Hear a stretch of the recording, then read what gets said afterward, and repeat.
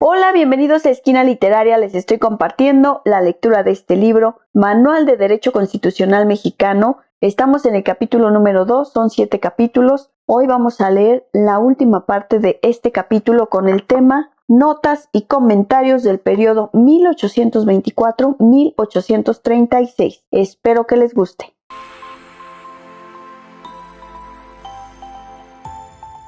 La Constitución de 1824 no sufrió reforma alguna durante el tiempo que rigió a México. Los proyectos de reforma presentados ante el Congreso no llegaron a concretarse. A partir de esta Constitución, la Federación Mexicana inició su vida independiente con un territorio de 4.5 millones de kilómetros cuadrados y 6 millones de habitantes. No fueron fáciles los primeros años de vida independiente de nuestra nación. Por una parte, diversos factores del poder luchaban por detentar el control del país, y por la otra, la gran extensión del territorio implicaba diversidad, conflictos particulares en cada uno de los estados miembros de la Federación. Necesariamente debía de pasar algún tiempo para que las aguas tomaran su nivel. Además, existía preocupación por ciertos rumores de un intento de reconquista por parte de España. En lo internacional, México empezó a ser reconocido como Estado independiente por algunos países hermanos que habían vivido la misma suerte, como Colombia, Chile y Perú. Estados Unidos fue más cauteloso, pues hasta 1825 otorgó el reconocimiento.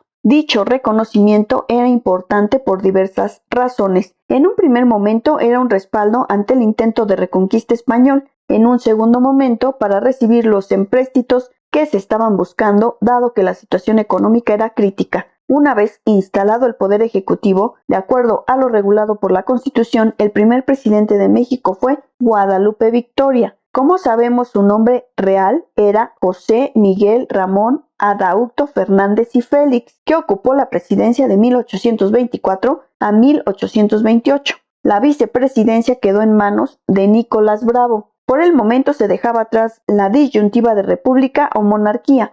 La primera había triunfado, pero en adelante México enfrentaría la lucha entre federalistas y centralistas. El siglo XIX se caracterizó por una disputa constante de estos grupos antagónicos, a los que si bien en principio se les denominó federalistas y centralistas, después se les llamó liberales y conservadores, sin hablar de las subdivisiones que llegaron a darse en cada grupo. Por ejemplo, liberales puros, aquellos que pretendían un cambio inmediato y radical, y liberales moderados, aquellos que luchaban por un cambio paulatino. Podíamos citar a Sayek Gelú para una definición general de estos grupos.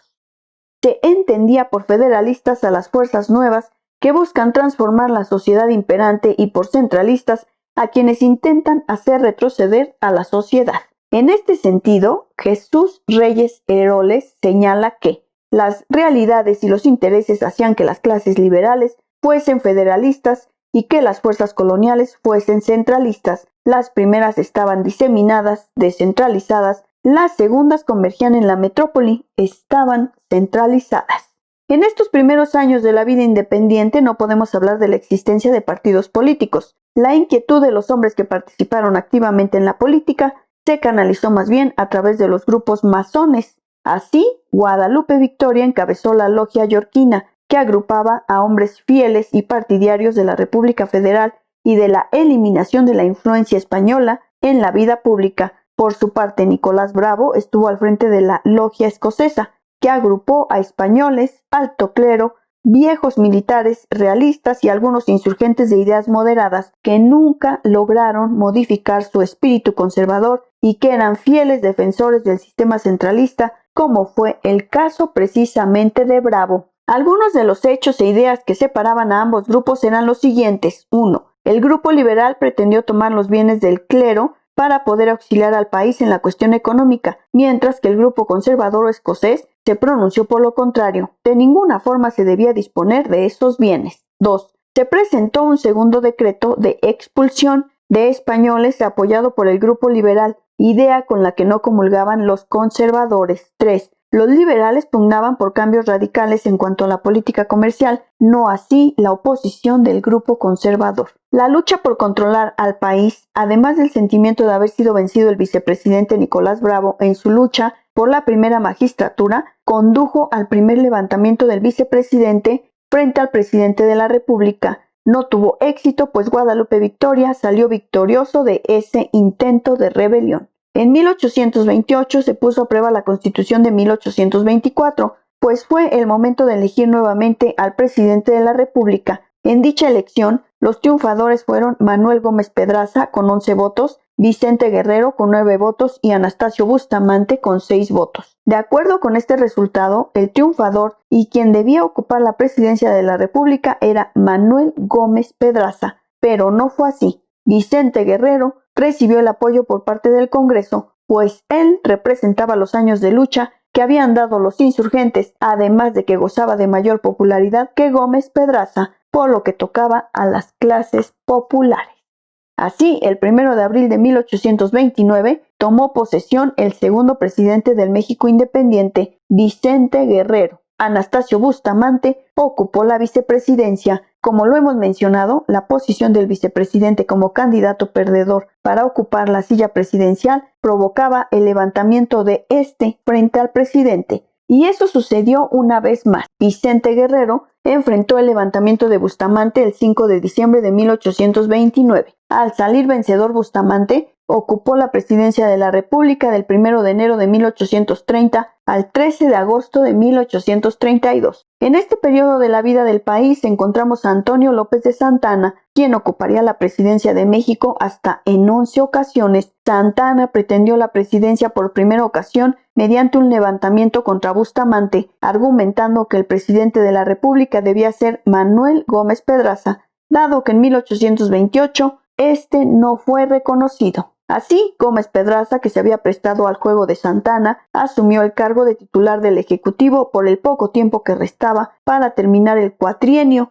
que efectivamente había ganado. En la nueva elección del Ejecutivo en 1833, Santa Anna se convirtió por primera vez en presidente, acompañado por Valentín Gómez Farías en la presidencia. Al conocerse la designación del vicepresidente, los miembros del grupo conservador protestaron y se alertaron, ya que conocían el perfil y el pensamiento liberal de Gómez Farías. En efecto, sucedió que ante la decisión del presidente Santa Anna de retirarse por un tiempo del cargo, Gómez Farías asumió la función ejecutiva y tuvo la oportunidad de poner en marcha sus ideas liberales. Mediante diversos decretos, Valentín Gómez Farías inició una serie de reformas constitucionales que más tarde serían conocidas como legislación de reforma. Sin lugar a dudas, sus ideas fueron el primer antecedente de las leyes de reforma. Su programa liberal comprendía, entre otros puntos, 1. Libertad absoluta de opiniones y supresión de las leyes represivas de la prensa. 2. Abolición de los privilegios del clero y la milicia. 3. Mejora del estado moral de las clases populares por la destrucción del monopolio del clero en la educación pública. 4. Garantía de la integridad del territorio por la creación de colonias que tuvieran por base el idioma, usos y costumbres mexicanas. Durante el tiempo que ocupó la primera magistratura, que fue de casi un año, emitió varios decretos para proclamar la separación de intereses del Estado y la Iglesia, prohibir la sepultura de cadáveres en la iglesia, prohibir a los religiosos su participación en asuntos políticos, clausurar la Real y Pontífica Universidad de México, suprimir la coacción civil para el cumplimiento de los votos monásticos, es decir, que los religiosos y religiosas quedaban en total libertad de seguir o no